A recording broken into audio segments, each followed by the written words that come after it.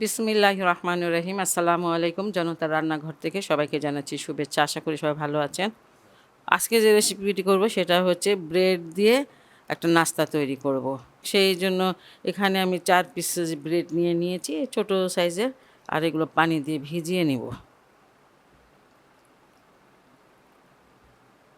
দেখা যায় যে মানে আলসামি করে হয়তো ব্রেড ক্রাম্ব বানালাম না, সেটা হয়তো দেখা যায় যে ফেলে দিয়েছি।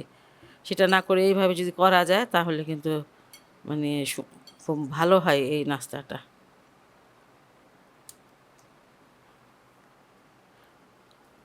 আবার একদম ফ্রেশ ব্রেড দিয়েও বানানো যায়।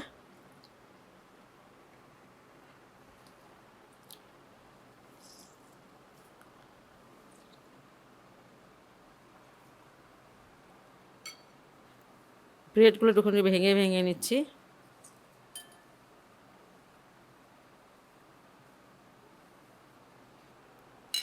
এক টেবিল চামচ নিচ্ছি, এটা হচ্ছে পাতাকপি কুচি।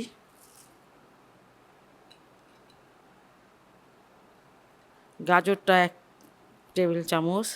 এখানে বরবটি নিয়ে নিচ্ছি, সেটাও 1 টেবিল চামচ। আর এখানে লাল আর সবুজ মিলে 2টা কাঁচামরিচ আছে, এই যে সেটা নিয়ে নিলাম। আর এখানে পেঁয়াজ পাতা, এই যে পেঁয়াজ সহকারে একটু কিপটামি করলাম, পেঁয়াজটা দিলাম না, এটা দিলাম। আর যার কাছে না থাকবে সে অবশ্যই পেঁয়াজটা দিয়ে নেবেন। এখানে এই যে টমেটো নিয়ে নিয়েছি, সেটাও 1 টেবিল চামচ। আদা রসুনের পেস্ট, সেটা ছোট 1 চামচ। এখানে হলুদের গুঁড়া, তারপর ধনিয়ার গুঁড়া, চাট মশলা হচ্ছে আধা চামচ, আর সবগুলো কোয়ার্টার চামচ করে নিয়েছি। চিলি ফ্লেক্সটা সেখানে আধা চামচ। সবগুলো এক সুন্দর করে মেখে নিব। চাট মশলা যদি দেন তাহলে দিবেন না, গরম মশলা না দিলে হয়। কারণ চাট মশলার আলাদা একটা ফ্লেভার, গরম মশলা আলাদা একটা ফ্লেভার। হেলদি একটা নাস্তা হয়, বাচ্চারা সবজি খেতে চায় না বেশিরভাগ সময়। আপনারা এইভাবে করে কিন্তু সবজিটা খাওয়াতে পারবেন। এখানে একটা আমি ডিম নিয়ে নিয়েছি, সেটা দিয়ে দিচ্ছি।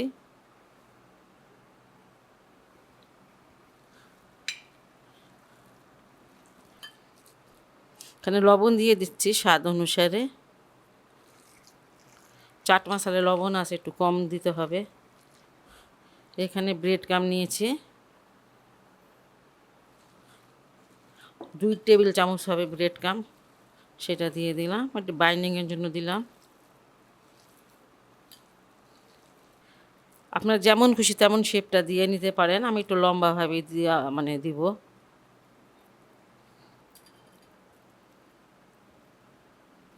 এই যে এইভাবে করে বানিয়ে নেবে। নাস্তাগুলো ভাজতে চলে আসলাম। আঁচটা খুব বেশি রাখবেন না, লো এবং মিডিয়ামের মাঝামাঝি রাখবেন।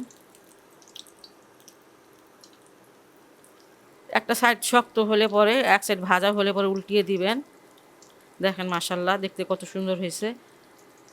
আর একটা সাইড হইতে প্রায় 3 মিনিট লাগলো।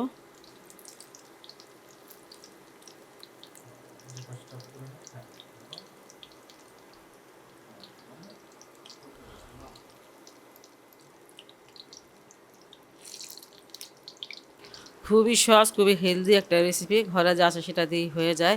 যাই হোক, এটা বাসায় আপনারা অবশ্যই ট্রাই করবেন। আর যদি ভালো লাগে আমার রেসিপিটি, তাহলে অবশ্যই আমার চ্যানেলকে লাইক কমেন্ট সাবস্ক্রাইব করবেন। সব ভালো থাকুন, সুস্থ থাকুন, নিরাপদে থাকুন, এই দোয়া করি। আপনারাও আমার জন্য দোয়া করবেন। আল্লাহ হাফেজ।